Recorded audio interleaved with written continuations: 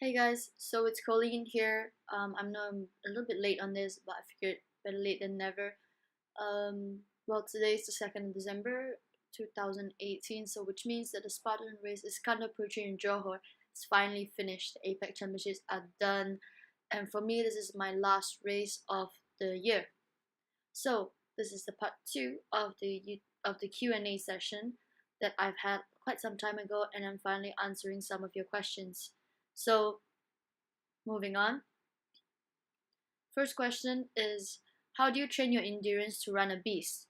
And I guess it's perfectly timed since a beast just finished and even an ultra and a sprint happened this weekend.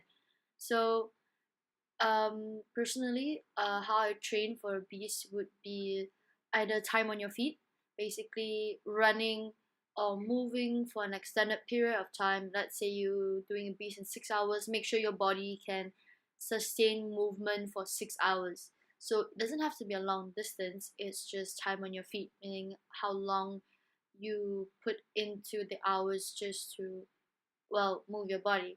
There's also like mileage. As long as per week your mileage is higher than the beast you're going to run, I believe that most likely you will be able to do the beast quite well as well. So that's just one of a few ways to train your endurance to run a beast. There's just more scientific ways. Of course, if you want to train yourself to be able to run a beast, which is like a 21 kilometer, do check out the running plan and the OCR plan. If you are in KL, this I believe they even do online. So check them out. They are really good to improve your running, especially for a beast or any obstacle race. Question two is, what is your favorite obstacle? My favorite obstacle is a bit hard to say because there is um so so many different obstacles that I actually enjoy doing. They're tough obstacles which I still enjoy. So it's quite hard to say for me. I guess my favorite would, would probably be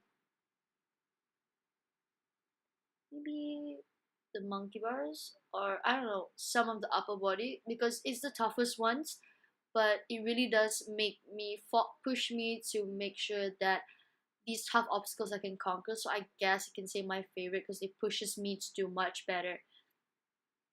Moving on. And third question, how do I prepare myself for a beast when I need major help for upper body obstacles as well as running? Okay, so this one I have some personal experience with because I have a lot of trouble in having to run as well as improving my upper body strength as well. And honestly, it's quite easy. So when you're doing obstacle racing, you're doing the beast, you're running, and then you're doing some upper body obstacles. So I would say, of course, put in your runs, but why not after your runnings? Well, after your runs, my bad. After your runs, you do a couple pull-ups, a couple chin-ups after you finish running, or after your training, you do some more pull-ups. And I find pull-ups is the most easiest way to gain your upper body strength for all these obstacles because it's upper body and the only body weight that's holding you is just yourself. So once you've mastered that, it's so much easier to control and do a lot of these upper body obstacles. So kind of mix your running with your pull-ups and chin-ups. It's the easiest way and it helps.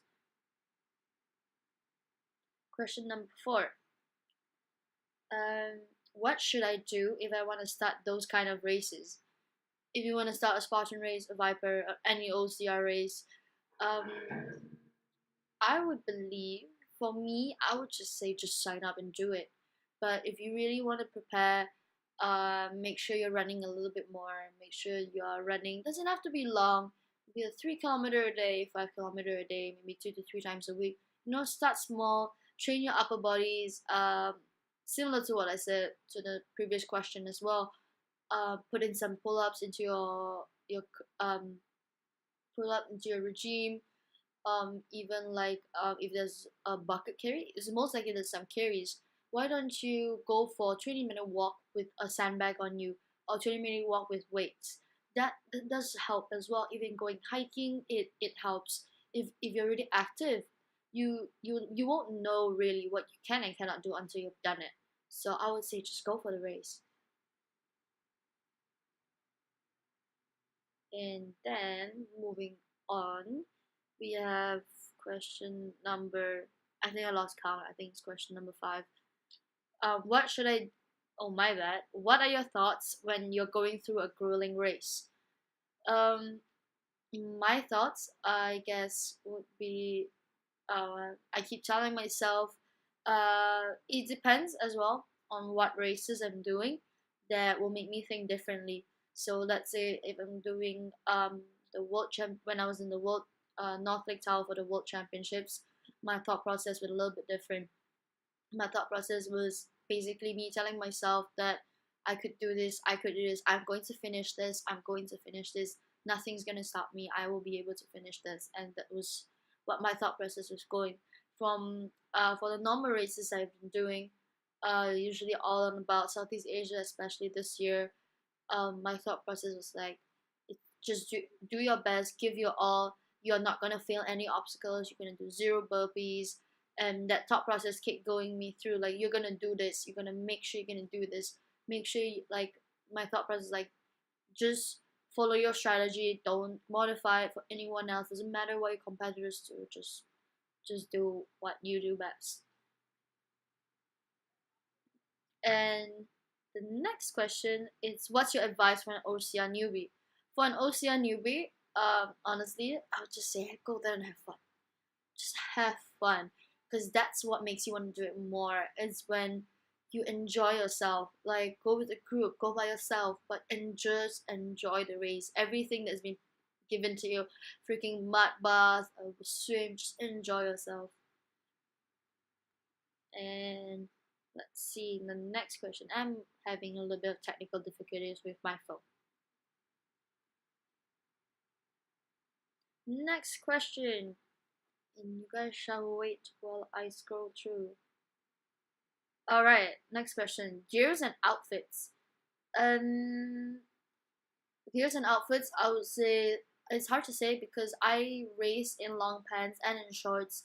I've raced in long sleeves and in short sleeves, sleeveless, only wearing my sports bra, and all works for me. So it's quite hard to say, but I believe if you're wearing shorts, I would recommend wearing knee socks so that your so that you get like some protection on your legs. The shoes, for sure, I would say something with like that can has a good grip on the ground regardless of any terrain, even if it's road, it's muddy, it's anything. Get a good pair of shoes. And for gears, okay, recommended, I would say always get compressions because it's not loose, it won't weigh heavily, and it will, like, when water goes in, it just comes out very fast and will dry fast as well. It's just one of my recommendations. Next question. I think it's question number 8. What's the best tip for monkey bar obstacle? So, best tip for monkey bar obstacle, I would say, is use your momentum. Always, for me personally, it's always been a success. My brother taught me this. Um, use your upper body. So my bad. Use the upper body, your grip strength, and the momentum in your hips. By using that, you'll be able to create momentum without muscling your way through the monkey bar, and like tiring out your muscles as well. Especially if you're doing a beast, it's a long one. It's not going to be the only upper body obstacle, so it does save some energy as well. So, and I actually have a video on my YouTube page that you guys should definitely check out. It's a monkey bar obstacle. I actually explain about how to do it quite efficiently as well. And yeah, so do check it out. It might be able to help you. Second last question. How do you deal with sudden cramps during an OCR race? I'm gonna touch wood first.